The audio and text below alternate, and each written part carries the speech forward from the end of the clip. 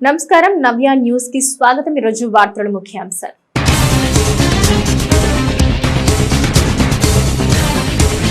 జిల్లాలో సీఎం చంద్రబాబు పర్యటనకు పకడ్బందీగా ఏర్పాట్లు। బాపట్ల జిల్లా కలెక్టరేట్ లో వివిధ శాఖల అధికారులతో సీఎం పర్యటనపై సమీక్షించిన జిల్లా కలెక్టర్ వెంకటమురళి।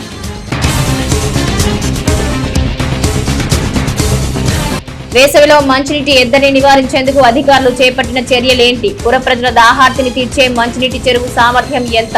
రోజువారీ నీటి వాడకం పరిస్థితి ఏంటి? Chirala municipal summer action plan పై నవ్య ప్రత్యేక కథనం। ప్రభుత్వం అందించే ఆర్థిక రుణాలను డ్వాక్రా సంఘాల మహిళలు సద్వినియోగం చేసుకోవాలి। నియోజకవర్గంలో పలువురు లబ్ధిదారులకు 20 లక్షల రూపాయల నగదు చెక్కులు పంపిణీ చేసిన ఎమ్మెల్యే కొండయ్య। ఏప్రిల్ 1వ తేదీన జిల్లాలో సీఎం పర్యటన ఖరారు నేపథ్యంలో జిల్లా అధికారులతో సోమవారం బాపట్ల జిల్లా కలెక్టరేట్ లో సమావేశపు హాల్లో కలెక్టర్ వెంకటమురళి సమీక్ష నిర్వహించారు। సీఎం పర్యటన ఏర్పాట్లపై ఆయన సమీక్షించారు। పేదల సేవలో పింఛన్ పంపిణీ కార్యక్రమానికి సీఎం చంద్రబాబు నియోజకవర్గంలో చినగంజాం మండలం చిన్నగొల్లపాలెం గ్రామానికి రానున్నారని బాపట్ల జిల్లా కలెక్టర్ వెంకటమురళి తెలిపారు। ఏప్రిల్ 1వ తేదీన సీఎం పర్యటన ఖరారు నేపథ్యంలో జిల్లా అధికారులతో సోమవారం బాపట్ల జిల్లా కలెక్టరేట్ లో సమావేశపు హాల్లో కలెక్టర్ వెంకటమురళి సమీక్ష నిర్వహించారు। ఈ సందర్భంగా కలెక్టర్ మాట్లాడుతూ సీఎం చంద్రబాబు పర్యటన జయప్రదం చేసేలా అధికారులు ప్రణాళికలు రూపొందించాలని కలెక్టర్ తెలిపారు। పరచూరు నియోజకవర్గం పరిధిలోని చినగంజాం మండలం పెదగంజాం రెవెన్యూ గ్రామం చిన్నగొల్లపాలెం గ్రామాన్ని ముఖ్యమంత్రి సందర్శిస్తారని చెప్పారు। తొలుత వృద్ధులు, ఒంటరి మహిళ, దివ్యాంగులైన లబ్ధిదారులతో మాట్లాడి వారికి పెన్షన్ పంపిణీ చేస్తారు। 45 నిమిషాల పాటు పెన్షన్ లబ్ధిదారులతోనే ముఖ్యమంత్రి చంద్రబాబు గడుపుతారని చెప్పారు। తదుపరి ఏర్పాటు చేసే ప్రజావేదిక ద్వారా ప్రజలను ఉద్దేశించి సభలో సీఎం ప్రసంగిస్తారన్నారు। సభ పూర్తి కాగానే 1 గంట పాటు పార్టీ కార్యకర్తలతో సీఎం సమావేశమవుతారన్నారు। తదుపరి జిల్లా అధికారులతో సీఎం చంద్రబాబు సమీక్ష నిర్వహిస్తారని చెప్పారు। మొత్తంగా ముఖ్యమంత్రి చంద్రబాబు పర్యటన చినగంజాం మండలంలో 4 గంటల పాటు ఉంటుందని వివరించారు। ఈ నేపథ్యంలో కార్యక్రమం జయప్రదం అయ్యేలా అధికారులు అన్ని ఏర్పాట్లు చేయాలని ఆయన ఆదేశించారు।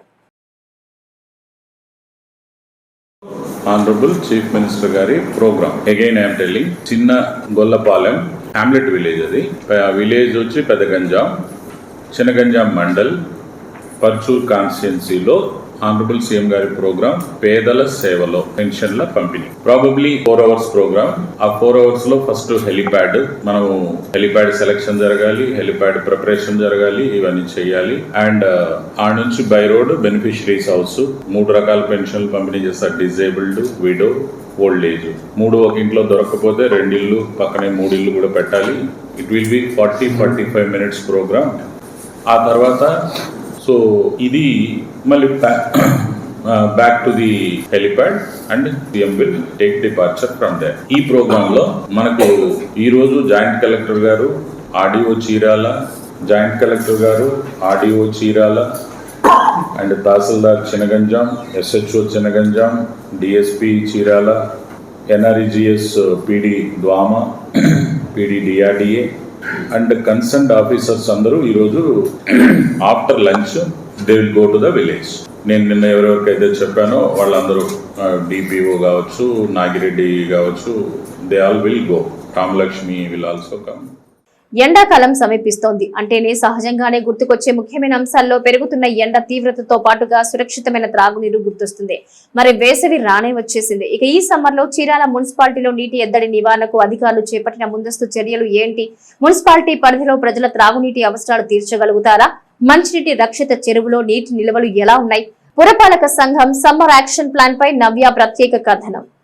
చీరాల బైపాస్ రోడ్ లోని తెలుగుదేశం పార్టీ కార్యాలయంలో వెలుగు డిఆర్డీఏ ఆధ్వర్యంలో పీఎం అజయ్ పథకం కింద చీరాల నియోజకవర్గంలో 12 మంది స్వయం సహాయక సంఘాల్లోని ఎస్సీ లబ్ధిదారులకు ఎస్సీ కార్పొరేషన్ సబ్సిడీతో కూడిన వడ్డీ లేని రుణం 20 లక్షల రూపాయల చెక్కులను ఎమ్మెల్యే కొండయ్య లబ్ధిదారులకు అందజేశారు।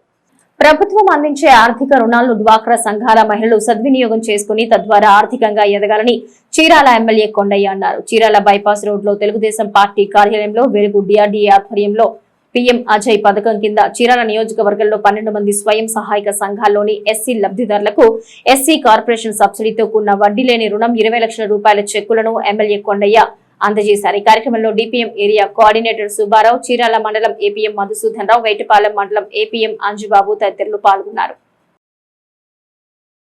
చరిత్రలో నేటి ముఖ్యమైన ఘటనలను ఒకసారి చూద్దాం।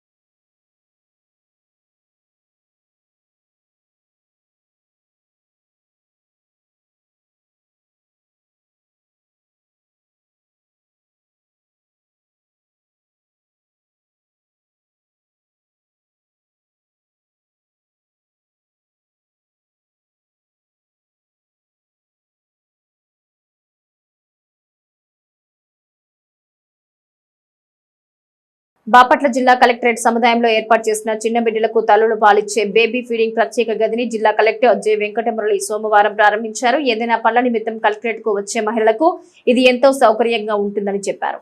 బిడ్డలకు పాలిచ్చే తల్లుల సౌకర్యార్థం బేబీ ఫీడింగ్ ప్రత్యేక గదిని కలెక్టరేట్ లో ఏర్పాటు చేయడం అభినందనీయమని జిల్లా కలెక్టర్ వెంకటమురళి అన్నారు. బాపట్ల జిల్లా కలెక్టరేట్ సముదాయంలో ఏర్పాటు చేసిన చిన్న బిడ్డలకు తల్లులు పాలిచ్చే బేబీ ఫీడింగ్ ప్రత్యేక గదిని జిల్లా కలెక్టర్ జె వెంకటమురళి సోమవారం ప్రారంభించారు. ఏదైనా పనుల నిమిత్తం కలెక్టరేట్ కు వచ్చే మహిళలకు ఇది ఎంతో సౌకర్యవంతంగా ఉంటుందన్నారు.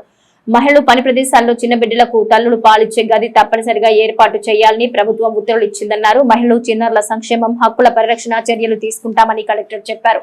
ప్రభుత్వ ప్రైవేటు రంగాలు ఇతర పని ప్రాంతాల్లోనూ ఇలాంటి గదులు ఏర్పాటు చేసుకోవాలని ఆయన స్పష్టం చేశారు. ఈ కార్యక్రమంలో జిల్లా మహిళా శిశు సంక్షేమ శాఖ పీడీడీ రాధా మాధవి, వ్యవసాయ శాఖ అధికారి రామకృష్ణ, సిడిపిఓలు, డీసీపీఓ పురుషోత్తం, అంగన్వాడీ కార్యకర్తలు తదితరులు పాల్గొన్నారు. రాజ్యాంగ నిర్మాత డాక్టర్ బిఆర్ అంబేద్కర్ ను అవమానపరిచిన దుండగులను శిక్షించాలని డిమాండ్ చేస్తూ సోమవారం చీరాల మండల తహసీల్దార్ కార్యాలయం వద్ద దళిత బహుజన పార్టీ నేతలు ఆందోళనకు దిగారు.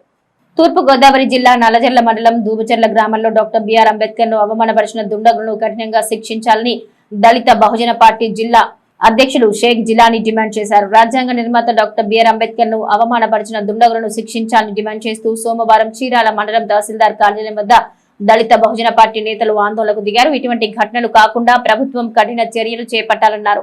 పార్టీ నేతలు ఆందోళనకు దిగారు. ఇటువంటి ఘటనలు కాకుండా ప్రభుత్వం కఠిన చర్యలు చేపట్టాలన్నారు.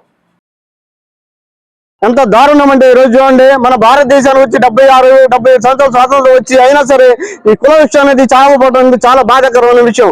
ప్రపంచం మొత్తం ఎక్కడో ఉంటుండే మన భారతదేశం ఈ కుల విషయం మీద, ఈ కులం దాని మీద పెట్టుకుని ఎక్కడో ఉన్నారు. ఈ రోజు చూడండి, మన పక్కన జిల్లా తూర్పుగోదావరి జిల్లా దోమచర్ల గ్రామంలో గాంధీనగర్ లో ప్రపంచ మేధావి భారతరత్న డాక్టర్ బాబాసాహెబ్ అంబేద్కర్ విగ్రహానికి చెప్పులు తెచ్చిన దుండగులు ఏం చేయాలి, వృద్ధి చేయాలి. అలాంటి కఠినమైన అలాంటి పబ్లిక్ లో వృద్ధి చేయాలి. అలాంటి దుండగులు వృద్ధిస్తే గానీ ఈ రోజు ప్రపంచ మేధావి రక్షణ లేనప్పుడు సామాన్య మానవుడి మల్లాంటి వాళ్ళకి ఒక్క సామాన్యుడికి. చీరాల మండలం తహసీల్దార్ కార్యాలయం సోమవారం వద్ద సిపిఎం పార్టీ ఆధ్వర్యంలో నియోజకవర్గంలో నిరుపేదలకు నివేశన స్థలాలు కేటాయించాలని డిమాండ్ చేస్తూ నిరసన ప్రదర్శన చేపట్టారు. రాష్ట్ర ప్రభుత్వం అర్హులైన పేదలందరికీ ఇళ్ల స్థలాలను కేటాయించి ఎన్నికల్లో ఇచ్చిన హామీలను చిత్తశుద్ధితో నిలబెట్టుకోవాలని సిపిఎం ప్రాంతీయ కార్యదర్శి ఎన్ బాబురావు అన్నారు. చీరాల మండల తహసీల్దార్ కార్యాలయం సోమవారం వద్ద సిపిఎం పార్టీ ఆధ్వర్యంలో నియోజకవర్గంలో నిరుపేదలకు నివేశన స్థలాలు కేటాయించాలని డిమాండ్ చేస్తూ నిరసన ప్రదర్శన చేపట్టారు. ఈ సందర్భంగా సిపిఎం పార్టీ నాయకులు మాట్లాడుతూ గత వైసీపీ ప్రభుత్వ హయాంలో పేదలకు ఇళ్ల స్థలాలు కేటాయిస్తున్నట్లు ఆయా సచివాలయాల్లో లబ్ధిదారుల జాబితాను విడుదల చేసినప్పటికీ అవి కాగితాలకి పరిమితం అయ్యాయన్నారు. మాజీ ఎమ్మెల్యే అమంచి కృష్ణమోహన్ హయాంలో మున్సిపల్ పరిధిలో ఇళ్ల స్థలాలకు అర్హులైన లబ్ధిదారులను గుర్తించి వారికి పొజిషన్ చూపించకుండా స్లిప్పులు మాత్రమే ఇచ్చి పట్టాలు ఇవ్వకుండా కార్యాపన చేశారన్నారు. ఈ నేపథ్యంలో ఎన్నికలకు ముందు కూటమి ప్రభుత్వం పట్టణ వాసులకు 2 సెంట్లు, రూరల్ వాసులకు 3 సెంట్లు అధికారంలోకి రాగానే ఇళ్ల స్థలాలు కేటాయిస్తామని హామీ ఇచ్చిందని, అయితే ప్రభుత్వం అధికారంలోకి వచ్చి 9 నెలలు గడుస్తున్నా నేటికి అమలు చేయలేదన్నారు. గతంలో పాలకులు ప్రజలకు ఇళ్ల స్థలాలు కేటాయిస్తున్నట్లు స్లిప్పులు మాత్రమే ఇచ్చి పట్టాలు ఇవ్వలేదన్నారు. దాదాపుగా 2 దశాబ్దాలుగా ఇళ్ల స్థలాలు లేక పేదలు తీవ్ర ఇబ్బందులు పడుతున్నారన్నారు. ఒకవైపు పెరిగిన ధరలు, మరోవైపు రాష్ట్ర ప్రభుత్వం మోపిన విద్యుత్ భారం, వాటితో పాటు పిల్లల చదువులకు కట్టాల్సిన ఫీజులతో కుటుంబాలకు గడవక అప్పుల పాలవుతున్నట్టు తెలిపారు. కూటమి ప్రభుత్వం ఎన్నికలకు ముందిచ్చిన హామీల్లో తల్లికి వందనం, మహాశక్తి పథకం, నిరుద్యోగ భృతి, మహిళలకు ఉచిత బస్, గ్యాస్ సబ్సిడీ లాంటి ప్రతి హామీని అమలు చేయాలని డిమాండ్ చేశారు. పట్టణ పరిధిలో సుమారు 2,000 మందికి పైగా అర్హులైన నిరుపేదలు ఉన్నారని, తక్షణమే వారికి రేషన్ కార్డులు కేటాయించి ఇళ్ల స్థలాలు ఇవ్వాలని డిమాండ్ చేశారు. అనంతరం తహసీల్దార్ గోపీకృష్ణకు వినతి పత్రాలు అందించారు. ఈ సందర్భంగా తహసీల్దార్ మాట్లాడుతూ ఇళ్ల స్థలాల సమస్యను ప్రభుత్వ అధికారుల దృష్టికి తీసుకువెళ్తారని, ఈపాటికి ఇళ్ల స్థలాల ప్రక్రియ కొనసాగుతుందని, అయితే చీరాల పరిసర ప్రాంతాల్లో భూమిని కొనుగోలు చేసి పేదలకు పంపిణీ చేయాలి కాబట్టి దాతల కోసం ఎదురు చూస్తున్నామన్నారు. ఉన్నత అధికారుల మేరకు అర్హులందరికీ ఇళ్ల స్థలాలను కేటాయిస్తామన్నారు. ఈ కార్యక్రమంలో సిపిఎం నాయకులు ఎం వసంతరావు, ఎల్ జయరాజు, గోపాల్ సుధాకర్ పలువురు పాల్గొన్నారు. మీరందరూ కూడా ఈరోజు మీరు దరఖాస్తు ఇవ్వడానికి ఈ ప్రజావేదిక సోమవారం రోజు జరిగే ఈవెంట్కి సంబంధించి మీరందరూ కూడా అర్జీలు ఇవ్వడానికి వచ్చారు.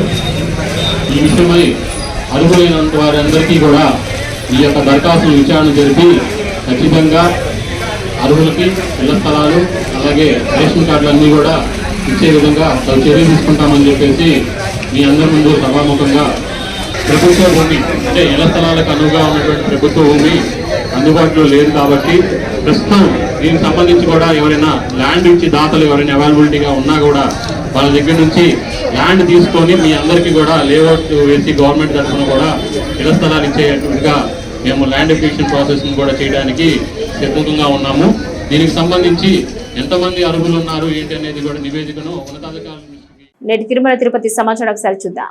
కలియుగ దైవం శ్రీ వెంకటేశ్వరుని తెలంగాణ నుంచి వచ్చే భక్తులు సిఫార్సు లేఖలపై దర్శించుకునే విషయంలో అడ్డంకులన్నీ తొలగిపోయాయి. దీంతో ముందుగా చెప్పినట్లే టీటీడీ ఇవాళ నుంచి తెలంగాణ నుంచి సిఫార్సు లేఖలతో వస్తున్న భక్తులకు శ్రీవారి దర్శన భాగ్యాన్ని కల్పిస్తోంది. తిరుమలకు తెలంగాణ భక్తులు వెళ్లే విషయంలో అక్కడి సీఎం రేవంత్ రెడ్డి తాజా వ్యాఖ్యల నేపథ్యంలో వీరి దర్శనాలు ప్రాధాన్యత సంతరించుకున్నాయి. తెలంగాణ ప్రజా ప్రతినిధుల సిఫార్సు లేఖలపై మొదటి రోజు శ్రీవారిని భక్తులు దర్శనం చేసుకున్నట్లు టీటీడీ చైర్మన్ బీఆర్ నాయుడు ఇవాళ ఓ ట్వీట్ చేశారు. తొలి రోజు 550 నుంచి 600 మంది వరకు తెలంగాణ లెటర్స్ పై వీఐపీ బ్రేక్ దర్శనాలను కల్పిస్తున్నట్టు ఆయన వెల్లడించారు.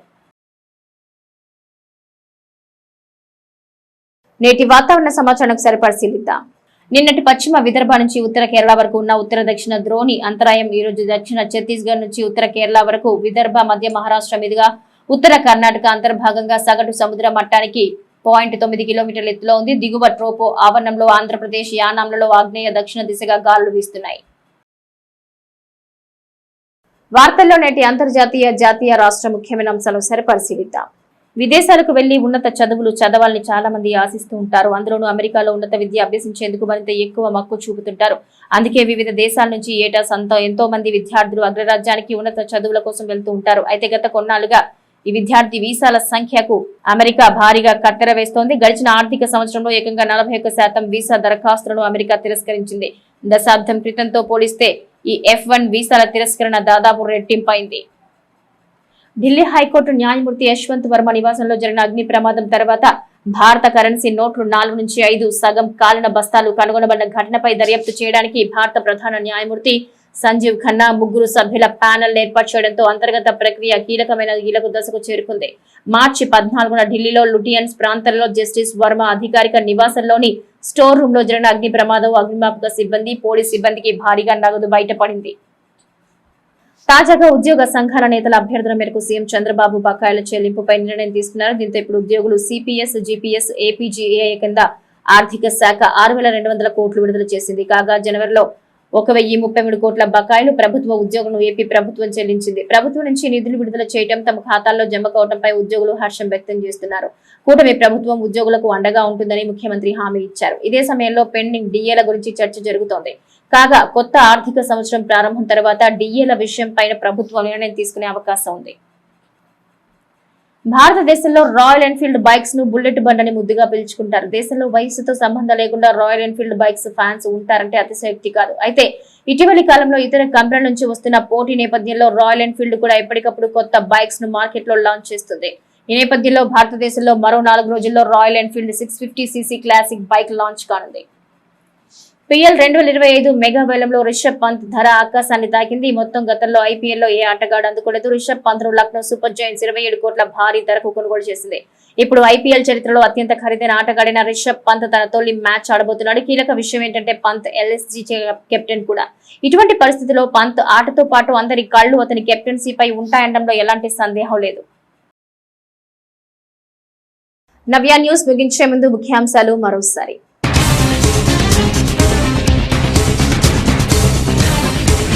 జిల్లాలో సీఎం చంద్రబాబు పర్యటనకు పకడ్బందీగా ఏర్పాట్లు. బాపట్ల జిల్లా కలెక్టరేట్ లో వివిధ శాఖల అధికారులతో సీఎం పర్యటనపై సమీక్షించిన జిల్లా కలెక్టర్ వెంకటమురళి.